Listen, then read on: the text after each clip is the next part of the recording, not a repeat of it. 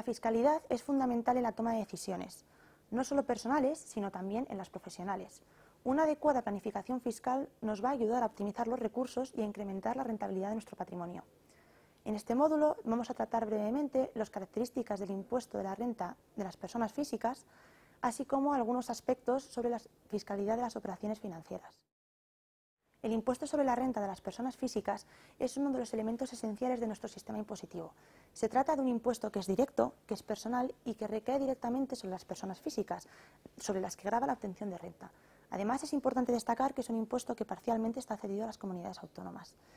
A la hora de liquidar el impuesto es fundamental que tengamos en cuenta los distintos componentes de la renta. Una vez los tengamos cuantificados debidamente, esto es rendimientos del trabajo, rendimientos del capital mobiliario o inmobiliario, lo que debemos hacer es proceder a su clasificación. En este sentido debemos recordar que existen dos tipos de renta, la renta general y la renta del ahorro. La renta general es aquella que está gravada con una tarifa progresiva de tipos entre el 19% y el 45%. Por su parte, la renta del ahorro tiene un tipo fiscal ligeramente más beneficioso, puesto que los tipos oscilan entre el 19% y el 23%. A nuestros efectos resulta especialmente importante el concepto de renta del ahorro. La renta del ahorro incluye, por ejemplo, los rendimientos del capital mobiliario, esto es, todos los dividendos, todos los intereses o los rendimientos generados por los seguros de vida y de ahorro. Asimismo, la renta del ahorro incluye las pérdidas y ganancias que obtenemos con motivo de la transmisión de aquellos valores de renta variable, pero también aquellos que provienen de, por ejemplo, instituciones de inversión colectiva o de los productos derivados. Por tanto, lo que podemos observar es que dentro de la renta del ahorro tenemos muchísimos de los productos que se relacionan directa o indirectamente con las operaciones financieras. En primer lugar, es fundamental analizar la tributación de los derechos de suscripción preferente asociados a las acciones cotizadas. Es importante tener en cuenta que este año se ha producido la entrada en vigor de una de las modificaciones más importantes a este respecto. Por tanto, debemos diferenciar dos periodos, esto es, aquellas transmisiones producidas a partir del 1 de enero del 2017 y todas aquellas anteriores que, por tanto, se les va a aplicar un régimen transitorio. ¿Qué diferencia hay? Pues bien, en la tributación de todas aquellas transmisiones, como comentaba, producidas a partir de este 2017, debemos tener en cuenta que se calificarán como pérdidas y ganancias patrimoniales y sujetas a retención. Sin embargo, en todas aquellas transmisiones efectuadas antes de la entrada en vigor de la modificación no tendremos pérdidas y ganancias patrimoniales, sino rendimiento del capital mobiliario, que en este caso no se encontrarán sujetos a retención. Otra de las diferencias fundamentales en ambos regímenes sería que en el que tenemos ahora, es decir, en el de 2017, no es posible la disminución del valor de adquisición por el importe de esos derechos de suscripción preferente. Sin embargo, a diferencia de esta regulación, en el régimen transitorio sí que se puede disminuir el importe hasta que se anule el valor de la propia acción. Por otra parte, en cuanto al régimen fiscal de las instituciones de inversión colectiva, resulta esencial analizar dos aspectos. En primer lugar, los socios y en segundo lugar, las instituciones.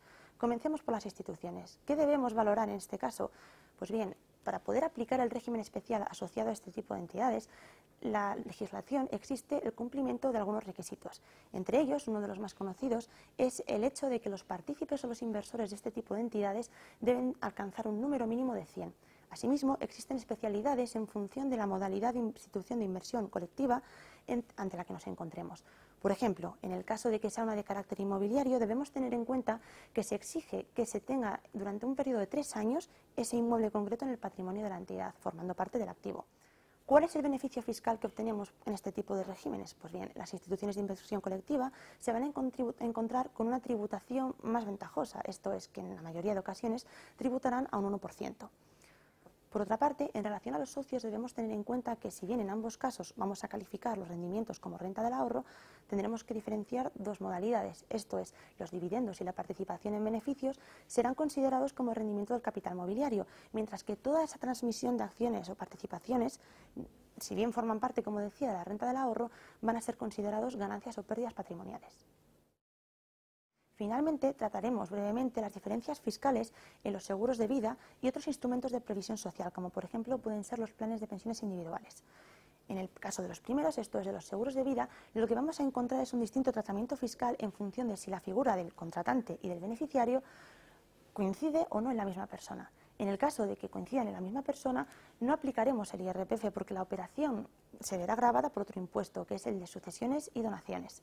En el caso de que, como comentaba, sí que sean personas distintas, aplicará el IRPF y la renta se verá gravada como rendimiento del capital mobiliario. Ahora bien, la prestación es cierto que puede obtenerse de tres formas distintas. Se puede obtener como renta, se puede obtener como capital o de forma mixta, siendo el tratamiento fiscal diferenciado en cada uno de los tres casos.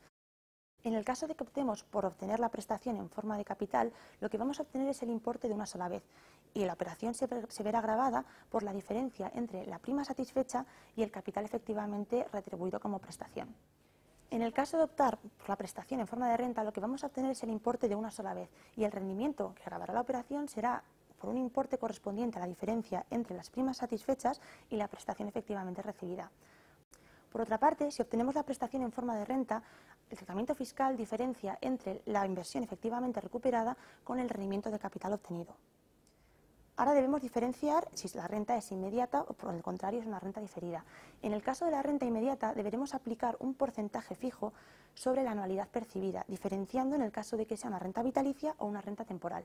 En el caso de la renta vitalicia tendremos en cuenta la edad del rentista en el momento de la constitución. Sin embargo, en el caso de que se trate de una renta temporal, lo que debemos tener en cuenta es la duración de esa prestación. Por otra parte, en las rentas diferidas, el porcentaje fijo deberá aplicarse sobre la anualidad, al igual que los casos anteriores, pero habrá que sumar la rentabilidad acumulada desde el momento de la constitución.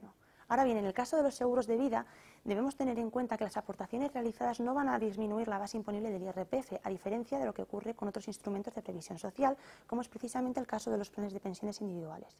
Por este motivo, remarcaremos 4 de los aspectos esenciales de los planes de pensiones. En primer lugar, debemos tener en cuenta que las aportaciones realizadas a lo largo del año sí van a hacer disminuir la base imponible del impuesto sobre la renta de las personas físicas, a diferencia de los productos anteriores. Ahora bien, esta disminución, en todo caso, estará sujeta a los límites establecidos en la normativa.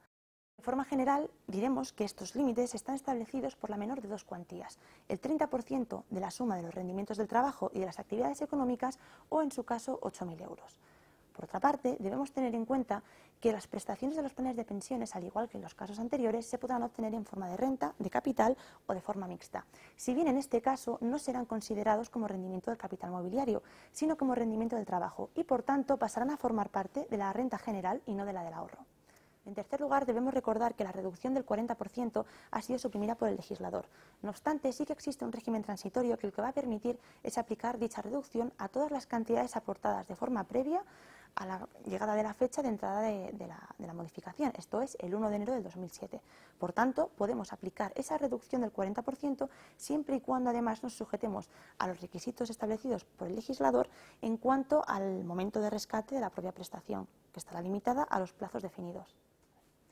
Finalmente, en último lugar, debemos considerar que además de los supuestos establecidos en los que se podrá rescatar la prestación en casos, por ejemplo, de jubilación, de desempleo de larga duración o en aquellos casos en los que el partícipe o alguno de los beneficiarios tenga enfermedad grave, lo que podremos hacer también será rescatar la prestación por antigüedad de las aportaciones. Esto es, en el caso de que las aportaciones tengan más de 10 años de antigüedad, podremos rescatar los derechos consolidados asociados a las mismas. Además de tener los supuestos tradicionales de rescate de derechos consolidados, esto es, aquellos casos de jubilación, de rescate debido a enfermedad grave o a un desempleo de larga duración, lo que también podremos hacer a partir del 1 de enero de 2025 es rescatar nuestros derechos consolidados por las aportaciones realizadas hasta el día 1 de enero del 2015.